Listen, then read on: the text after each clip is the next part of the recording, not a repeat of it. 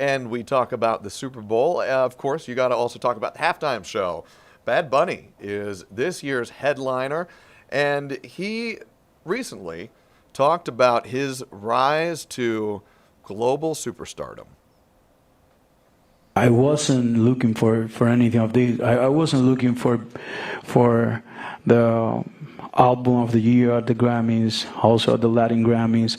I wasn't looking for perform at the Super Bowl halftime show, and I just was looking for connect with my roots, connect with my people more than ever, connect with myself, with my history, um, with my culture, and I did it in a very honest way. Is Bad Bunny there in an interview ahead of the halftime show? And here to join us and talk more about the impact that this show and this performer will have is Dr. Taina Figueroa, who is a postdoctoral fellow at Emory University. Can you hear us okay? I can. Wonderful. Thank you for making the time for us. Let's start with the big, obvious 30,000 foot question. How big of a cultural impact is it to have Bad Bunny performing in the halftime show on Sunday? It's huge. As someone who is of Puerto Rican descent, it is incredible to see Puerto Rican culture and music featured on a global stage like this. I think it means a lot to a lot of people, even beyond those who are Puerto Rican, to have someone who is centering Latinx music styles on this global stage is a huge win, I think. And this is your area of study, your area of focus at Emory. How has the global and American perception and maybe acceptance of Latin music changed over the years, and how has Bad Bunny in particular helped evolve that? So I think that with like I teach courses on Bad Bunny and the history of Puerto Rico, and I have seen students from all over be really interested and attracted to his music. I think because as he in the clip that you showed there, he has always really tried to kind of speak from a very like his very personal lived experience, and he really brings that into the music, and he ends up bringing in themes that a lot of people can connect to, from displacement and migration to a love and joy for one's culture. His music travels in a way that that's really quite remarkable. Even if one doesn't understand the language, he still is able to communicate, in particular, really strong emotions about who he is and pride in who he is. And I know that the National Football League has been working to expand beyond the bounds of the continental United States. You see more games overseas. Does having somebody with unquestioned global superstardom and global reach like Bad Bunny performing at the halftime show, is that a chance for the league to get more people to tune into their Super Bowl? Yeah, I definitely think so. I think I imagine that there's going to be a lot more Latina folks tuning in this year. And I think it's in part a strategy that the NFL has been using for the last couple of years to kind of expand their reach and welcome all kinds of fans. And of course, we're having this conversation as we're gearing up for the Super Bowl and right here on 11 Alive. It is also a conversation we're having in the midst of a broader cultural and political conversation. Bad Bunny has been critical of President Trump and the Trump administration over numerous things. The Trump administration's response to hurricane damage in Puerto Rico, treatments of immigrants at the Grammys. He criticized ICE. And the president, in return, has criticized Bad Bunny. He called him a, quote, terrible choice for a halftime performer. How does all of this shade how this performance is going to be received?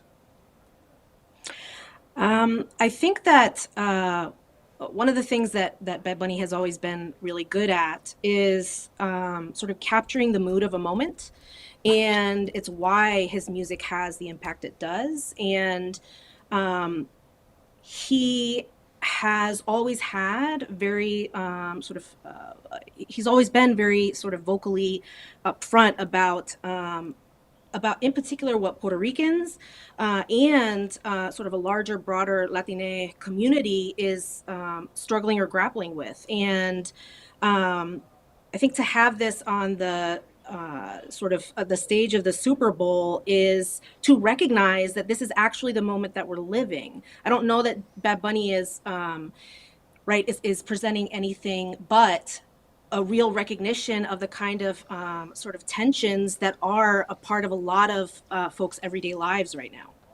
I want to bring in our producer, Gabby Nunez, who is the real driving force behind this whole program, and also a big Bad Bunny fan. I'm sure, Gabby, you've got a question or two here as well. We want to give you the floor. Absolutely. Dr. Figueroa, gracias for joining us. I'm Yes. just curious, what do you want people to take away from this performance and Puerto Rican culture? Um, I think that one that we're here and that we've been here, and that we have been like and the kind of amazing cultural and sort of the amazing culture and people that are a part of the of Puerto Rico and the Puerto Rican diaspora. And I will say the histories of resistance that we sing about, that Bad Bunny makes music about, and the recognition that we have lived struggle. And Bad Bunny makes music that allows us to both sort of wrestle with both the grief and the difficulty of displacement and gentrification at the same time that we are able to celebrate who we are and the joy that comes in our culture. Let me, Gabby, if you have another question you want to jump in, yeah, Gabby's giving me the look. Gabby, go ahead. The floor is yours. I do think that Bad Bunny has been making waves with his most recent album. That's what he won Album of the Year for, Debe de Tirar Más Fotos, DTMF. And you're speaking of some history lessons. Like, what are history lessons that you can educate our audience on right now so they can find those Easter eggs during the performance? Yeah, so if you're watching the performance, I would definitely watch for elements of bomba y plena, which are Afro Puerto Rican musical styles and forms that have been around for some of them for centuries. And you'll really notice an emphasis on the drummers, right? There are different kinds of drums that will be used. You'll also notice it in the dancing and the kind of I imagine some of what the dancers will be wearing. There is a real kind of conversation between the drums and the dancers that is a little bit different, and that is really grounded in histories of resistance to colonialism and imperialism in Puerto Rico. And yeah, so that's one way that I am sure and I hope he brings right onto the stage there at the Super Bowl halftime show. Yeah. Doctor, let me ask you one last question here, and a big thanks to Gabby, too, for asking the really insightful questions there.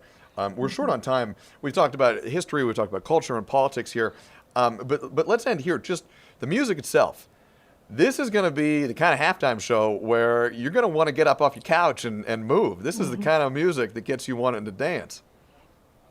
Yes, I'm super excited. I mean, I have been a Bad Bunny fan for a long time because his music is great. It makes you move, it makes you feel, even if you don't understand all the words, right?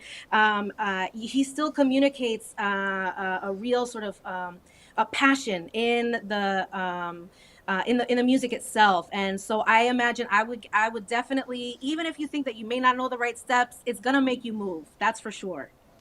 And we are looking forward to that. Dr. Taina Figueroa, postdoctoral fellow at Emory University. Thanks for your time, and looking forward to Sunday, the game, and the halftime show. Thank you very much.